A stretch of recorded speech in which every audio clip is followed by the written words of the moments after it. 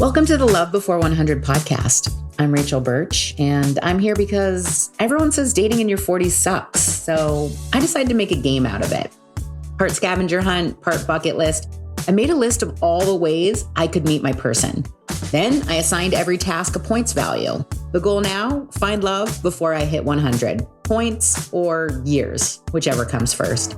You got me shaking, yeah, I feel the fever coming on. Boy, you know you're all I want. This week, for our season 1 season finale, we are crossing off the first item from my newly updated Epic Bucket List 2.0.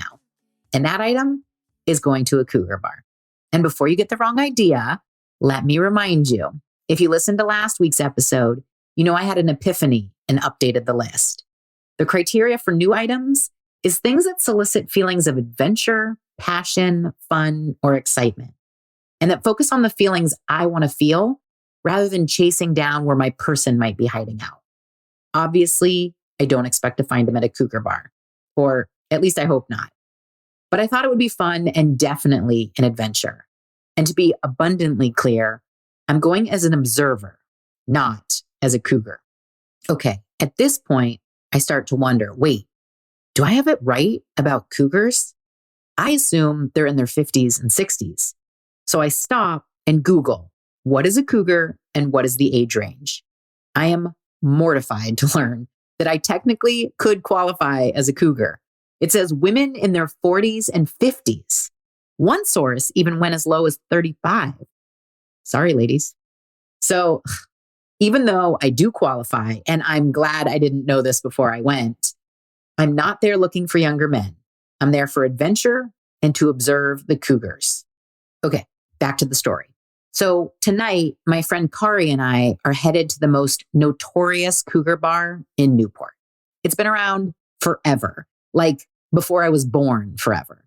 I've only been there once before, many years ago, but ever since we turned 21, and probably even before that, my high school friends have been going there. I had high expectations for people watching, and I was not disappointed. But first, let me tell you about how my day started. It's Thursday, so after my morning walk, it's time to take my trash cans out. As you may recall from last week, my trash can now contains all the memorabilia from my time with Minnesota, the guy I met on the plane. Well, everything except for the Eric Church concert tee. I had decided to keep it and pledge that if it became a reminder of Minnesota, I'd trash it too. As I'm pulling all the memories out to the curb, I hear a voice say, "Put the concert tee in too." "No," I reply sternly. "I can handle the concert tee." I go back inside, shower, and get dressed. I decide to wear the concert tee today. I want to see how it feels to wear it, and also, I want to show that voice who's boss. The last time I wore it, a man in Starbucks commented on it and started a conversation with me. Hey, maybe it's at least a good conversation starter. Maybe it will actually help me find my person. I hop in the car. It's time to get my hair done for tonight. Maybe someday I'll learn how to do it myself. But for now, I love when someone else blows my hair out and puts those beach waves in. It's a vibe. The mall is packed with Christmas and probably Hanukkah shoppers. Since I had found a prime parking spot, I decided to spend some more time at the mall once my hair is done. I head to True Food Kitchen and sit at the bar and have lunch. I notice I'm having trouble eating my salad. Pieces keep falling off the fork and all over the place. I think I spend too much time at home eating alone. I realize I need to learn to eat in public better. I practice daintily placing food in my mouth. Note to self, do not order kale salad on a date. It's too unruly. Okay, time to go home and get dressed for tonight. Our reservation isn't until 8:45 because at this place, you need a reservation. Otherwise, it's standing room only. But you also want a late reservation so you can still be sitting when the band starts playing. You need a solid Cougar Bar strategy when going out in Newport. I pull into my driveway and the trash can catches my eye. On the way home, I had started to think about the concert tee. I mean, it's cute, but is it worth risking holding on to an attachment? I walk over to the trash can. I whip off the shirt. Yes, in the middle of the street, and toss it into the can. I say to the trash can, "Take him," and I walk inside. I put on one of those go-to out and about town outfits I mentioned not fitting well last week. It fits. It's a black see-through top paired with gray jeans and open-toed booties and my short cream-colored pea coat. Although the top is still a little tight, I feel pretty great in this outfit. Confidence will be key when entering the Cougar's lair. They can smell fear. You have to approach carefully and with confidence. I grab my earrings and my crown ring catches my eye. I rarely wear it, and the last time I wore it was on my San Jose date with Minnesota. He had asked about it on the train, and I said I wore it as a reminder to behave myself and to be a queen. He had laughed. I don't need the reminder to be a queen anymore, but I wanted to have a new last time I wore it memory. I slide it on my right ring finger. I text my friend Kari. She's my wing woman for the evening. Kari is a close friend, a longtime client, and a fan of the podcast. She's the perfect person to spend the evening with because even if I don't find a guy, or especially if I don't find a guy, I love spending time with her. She makes me laugh until I cry, and I always have a blast with her. I tell her to meet me at a hotel in Newport first. We're going to the hotel that the Valley Parker works at, the one I mentioned in the One Night Stand episode. I'm freaking out. Will I even recognize him? Will I say something? In this moment, I'm not interested in pursuing anything with the guy. I just think it would be fun to start the night with some flirty banter. I pull up and some young kid is there. It's not my guy. Ugh, fail. But I didn't just pick this place because of the Valley Parker. I picked it because I was craving the steak dish that I had had the last time I was there. And even though we have dinner reservations at the Cougar Bar, I figured I'll make it work. I sit at the bar and ask about the salted steak dish. The bartender shrugs and says he doesn't know what I'm talking about. He asks the manager, who was super rude, and he doesn't know either. I'm trying not to let all this failure get me down. I order the vegetable crudité to share with Kari, and I tell him that I have a friend joining me and will order drinks when she arrives. Then I sit there pretty much twiddling my thumbs. I realize the new and improved me is kind of boring. No desire to hit on people or even start a conversation for the 100 Conversation Challenge. I'm trying to be more in the feminine energy of magnetizing and letting things happen versus the masculine energy of making it happen and doing. I'm listening to the bartender talk to the couple next to me. They say they're up visiting from San Diego. The bartender is excited. He's from San Diego. They're considering moving to Newport. He says the only thing that makes Newport any better than San Diego is its proximity to LA. He says the people here are the worst. Hey, dude, you're not that great yourself. I mean, I agree with him, but how dare he? I think it's that concept of having an annoying family member that you're allowed to think is annoying, but if someone else outside the family says they're annoying, you're ready to fight them. You know what I mean? And then behind me, I can hear a man sharing a story with two other men about a stainless steel watch he bought some time ago. Apparently, they discontinued it, and now it's worth some crazy amount. I thought I heard him say $300,000. He says, I just wanted a stainless steel watch. I wasn't buying it for an investment. And the table next to them, there's a guy who's just loudly shouting at the football game that's on. We're in a pretty nice restaurant that just happens to have a TV. It's not a sports bar. This is not the vibe. Kari shows up and she looks gorgeous. First of all, she's like 10 feet tall. She has long brown hair and a thick natural gray streak in the front. She has a black dress on and tall black boots. A little something for the season finale, she says, placing a Hanukkah gift bag down on the bar. Maybe you can use them tonight. Hopefully you don't have these already. I'm intrigued, but I wait to open until we order and are settled. The crudité comes and it's tiny. Like, it looks like it could be garnish. I've seen garnish for a Bloody Mary more substantial than this. There are two tiny little carrots, which are probably the length of a dime with long green stems. It's like crudité art. I'm not digging. I'm starving. I order a glass of champagne and Kari gets the guava margarita. I open my gift. Kari has brought me a pair of black crotchless lace panties. No, I do not have these already, but thank you very much. Kari toasts to them being used. I stop and ask, these are used? Is this like the new something borrowed? She laughs. No, here's to you getting to use them. Oh, okay. Phew. I check the time and it's time to move on to our next destination. We walk out to the valet, and a handsome guy is getting out of his car with a suitcase. It appears he's checking in. I say to Kari, he's cute, but look at those boots. Once he has all his stuff together, he walks past us and into the hotel. He's checking out Kari, of course. For a second, I questioned whether having a gorgeous wing woman was my best idea. Once our cars pull around, we drive to the Cougar Bar. There's parking directly in front, so I start to worry maybe it'll be empty. Nope. We walk in and it's packed. There are many holiday parties, lots of people in Santa hats and holiday sweaters. And then there's also groups of friends. It's not just female cougars, it's male cougars too. What do you call male cougars?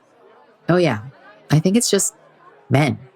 So, as it turns out, when I Googled cougars, I learned there actually is a term for male cougars. Are you ready for this? Manthers. It's Manthers. They seat us in a booth directly across from 2 tables of Manthers. These men are easily in their late 50s or 60s. A man in the corner booth is hugging on and spanking a very young blonde woman wearing a short leather skirt and a Santa hat. Next to us, there's a table of women in pleather pants, sequins, and faux fur. It's loud, and the band is starting to set up. Kari and I order drinks and some appetizers. I tell her, we have to pace ourselves. Don't order your dinner yet. We want to keep this table as long as possible. This is part of the Cougar Bar strategy. It's almost too loud to hold a conversation. We try anyway. So here's the thing about Kari. She's lived this podcast real time with me. She was one of the friends I originally told about Minnesota while it was happening. She was also actually at the comedy show that happened the day after our first date. Kari's actually been to almost every single one of my comedy shows, even when it's the same material over and over and over again. I'm lucky to have people in my life who support me so fully. It's something I'd like in a partner. And in the meantime, I don't take for granted those who show up when they could be doing so many other things. Kari has 5 kids, a successful home-based business, rental properties, and a loving husband. Trust me, she has way better things to do on a Thursday night than cruise a Cougar Bar with me. Kari turns to me and asks, do you think you'll just meet him randomly? I reply, no, I don't think I'll meet anyone anymore. I say, I think I push people away. Even though I feel like I got past that, like maybe I come off as standoffish. She looks at me and says, oh, you definitely do. What? I say to her. She responds, hey, if your friends can't tell you, you're not standoffish. I'd say protective. Okay, so she's right about that. I am protective of my heart, of my safety. I mean, hello, no one finds out my last name, and I only use a Google phone number for dating. I guess that kind of sets things up to be at a distance. I tell her, yeah, the fireman said I was hard to read. Oh yeah, what happened with the fireman, she asks. Well, on our last date, we went to get a drink. He had had a hard week and asked if I could pick the place. I found a wine bar. It wasn't a place I'd been before, but seemed to have nice ambiance. I wasn't really thinking about food since we said we were just doing drinks, but we were having a great time and decided to order food. He ordered the steak tartare. As we were waiting, he said he was really excited for his steak. I said, you got the tartare, right? He was surprised when it came. I think he was expecting a filet. He's told me a couple times that I'm the smartest woman he's ever dated. So maybe he was embarrassed, or maybe he doesn't like me without my braces on. But whatever it was, after that 4th date, things kind of trailed off. He'll still text and check in, and I reply nicely, but basically I think it's done. The band starts to play Tennessee Whiskey. Ooh, I'm excited. This is a good sign. Kari leans over and says, the plastic surgery in this room could pay for an oceanfront mansion. I say, I can smell the desperation in the air. Kari asks, maybe they have hope? I shake my head and say, I see dead people. I feel really sad for some of the people here. I turn around and my eyes land on one lady who looks miserable. Her outfit is festive. Her drink is festive. Her face is dreary. I turn back around. I'm watching the table of guys across from us. The young blonde is going back and forth between the 2 tables and then goes to dance with the guy who was spanking her earlier. All of a sudden, a guy in a black security shirt comes over. I can't tell if he's actual security or wearing it as a joke. Oop, he's real security, and he's kicking the girl out. The men don't want her to leave. A little drama ensues, and we have a front row seat. I didn't realize people get kicked out of bars anymore. Shortly thereafter, the men in the corner abandon the booth to move up to the bar. Kari goes to the bathroom, and I notice when she comes back that her giant diamond wedding ring is on her right pinky finger. I think it will give us a better chance of you getting hit on, she says. Men are more likely to approach two single women. I laugh. Good thinking. Minutes later, a man comes in by himself and takes the corner booth. He's also in his 50s or 60s. He gets 2 glasses of wine. Our young waitress goes and sits with him. Okay, this is interesting. We watch them for a minute. Then turning back to me, Kari asks, which of all the dates was your favorite? I say, honestly, my dates with Minnesota. But after that, probably the dates with the spiritual suitor. I enjoyed the chemistry. Or the 6-mile hike or the Angels game with the firemen. And then the guy in Nashville. At the mention of Minnesota, she asks me, from a coach's perspective, what do you think his issue was? Kari is very invested in personal growth. As I mentioned, in addition to being a dear friend, she's also been a client since the beginning of my coaching business. Kari understands the work. I'm not here to diagnose anyone, so I won't get into it, but I tell Kari my thoughts, and then I say, I'm truly grateful for the time I had with Minnesota, and I don't regret any of it. Even though I wasn't ready for it to end, it actually ended at the perfect time because I know I could have easily fallen in love with him, and that would have led to real heartbreak. I say this without crying. That's a first. Plus, I've been drinking. I'm starting to think trashing the memories was the right move. Any remnants of attachment seem to be clearing themselves up. Well, do you have any new guys on the horizon? Not really. Here are my current matches. Look at the chat with this guy. It's the first time I've lied about anything. I told him I was a preschool teacher. Here are a list of his offenses. 1, he said, you graduated college when I was a freshman in high school. So I reply and tell him that he might be too young for me then. And he says, I'm 39 years old and I've dated 50-year-olds. This is supposed to convince me. Then, in an attempt to show me how mature he is, he makes a joke about massages and then brings up neck and butt massages in his next 5 messages, after I ignored it each time. When he asks me out, I tell him that I'm not free until the following week. He says, you just busy with all your other matches? Save some room for the stallion. He asks if I enjoy teaching, and I say, I do, except during cold and flu season. And he says, I'll protect you, baby girl. Kari asks why I would go out with him. Is it just for the podcast? I've been debating this topic. Am I willing to go on dates just for content? At the moment, I'm leaning no. I scroll through a couple others, and then I say, and I have 2 plumbers. She says, I just heard a podcast on the unassuming 7-figure earners. Plumbers can make good money if they rise up and run their own plumbing company. I tell her, I actually went out with a plumber who owned his own company a couple years ago. I tell her about the one time I was meditating and I heard my guy could be a plumber. So I matched with this guy the same day, right after hearing it in meditation. At the time, I wondered, was it a sign, a premonition? Our first date was interesting. He didn't have much of a sense of humor. He was part of a small religious group. I asked him if it was Scientology, and he said no, but they were pursuing me pretty hard once. I picked up my phone and whispered into it, guys, he's on to us. He kind of chuckled. At the end of the date, he said he'd like to go out again. I didn't hear from him for like a week or so I texted him and just said, I assumed things had changed for him, thanked him, and wished him luck. He responded that he wanted to pray on it a bit more and see how he felt about taking me out on a second date. I told him he should trust his intuition.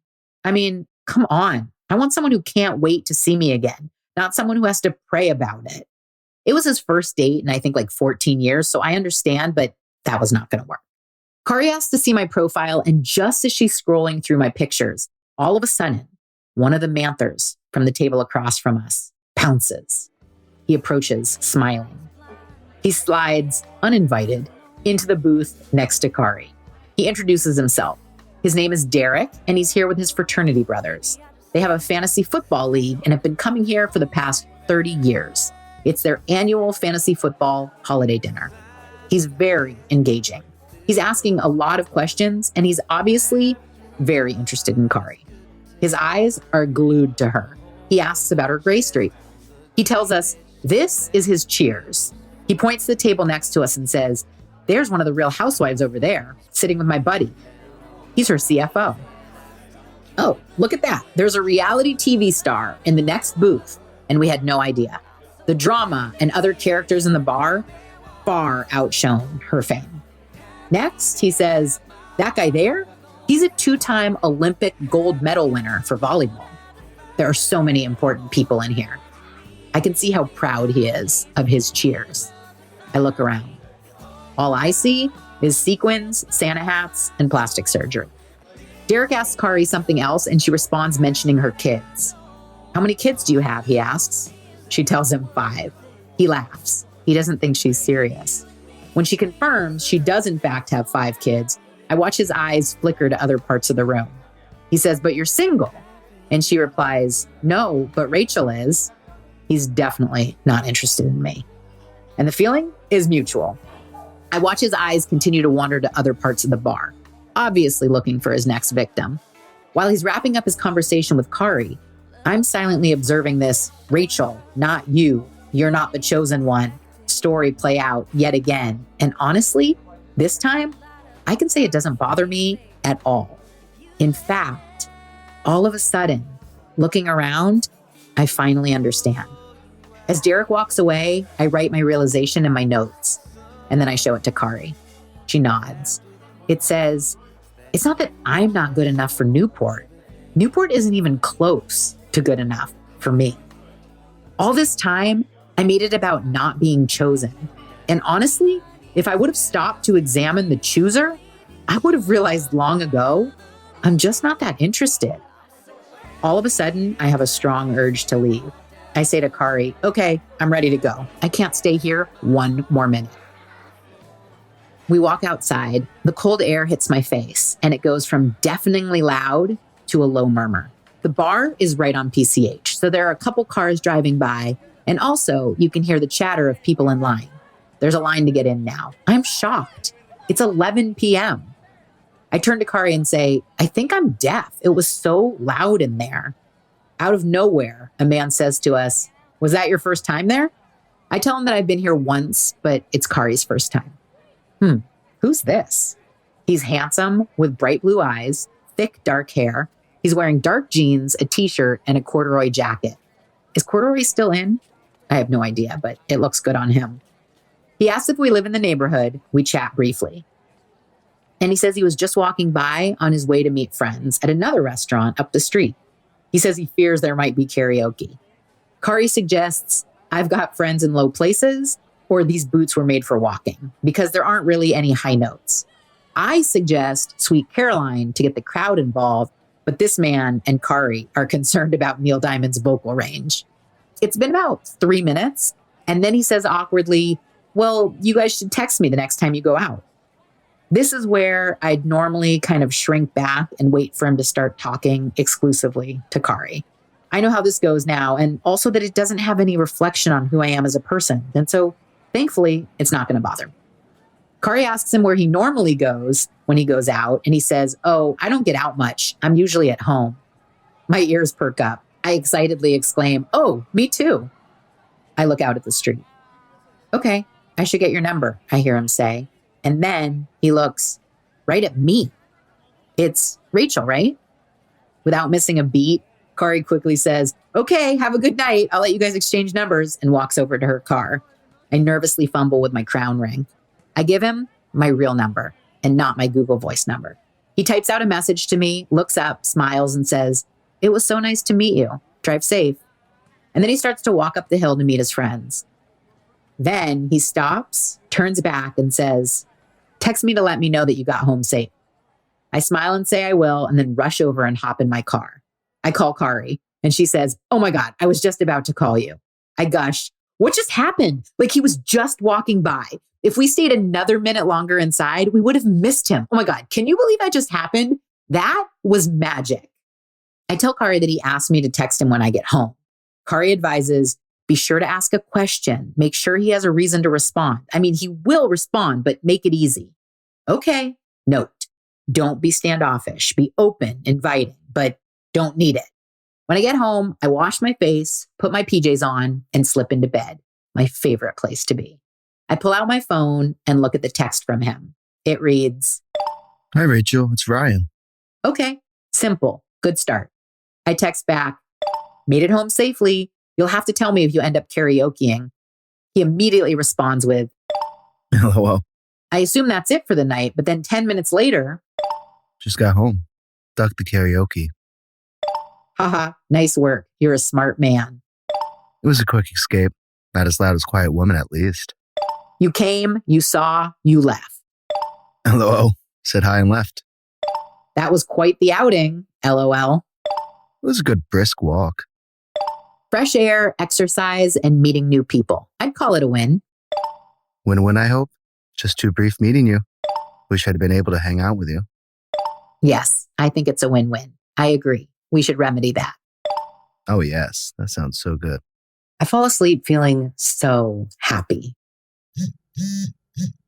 I sleep in, and when I wake up, I immediately check my phone. Ugh, old habits die hard. But I'm thrilled to see a new message notification. I assume it's another text from Ryan. Nope. It reads, "Happy Hanukkah, Rachel." "Oh, it's the fireman. How sweet is that?" I reply, "Oh, thank you." "I miss seeing you." "Oh, wow. Okay, now what?" I think about what Kari had said and I start to type out, "I miss seeing you too." And then add, "I just assumed you lost interest in it." "No, not at all. Oh, good to hear. I thought the same from you. Let's plan to get together after the holidays."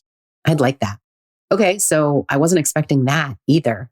What a crazy ride it's been. During season 1 of the podcast, I've matched probably well over 100 guys, chatted with probably half of those, gone out on 28 dates with 16 different guys. I've learned something from every interaction and every guy. Something about me, something about dating, something about what I'm looking for or not looking for. I can't believe how much I've grown from this whole process. When I sat down to write episode 1, I was determined that this wouldn't be one of those stories where the heroine ends up alone, but in love with herself.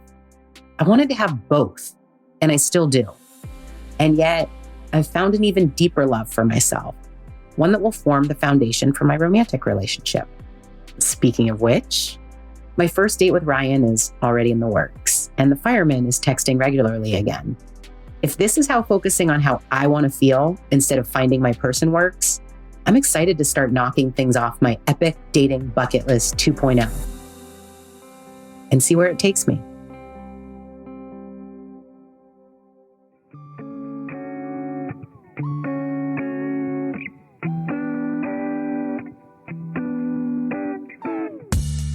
Well, I hope you loved season 1 of Love Before 100. If you've enjoyed this season, please consider texting a link to the podcast to a friend who you think could benefit from some laughs or some insight, or just knowing that they're not alone on this journey. Meanwhile, I'll be hard at work on season 2. See you in 2023.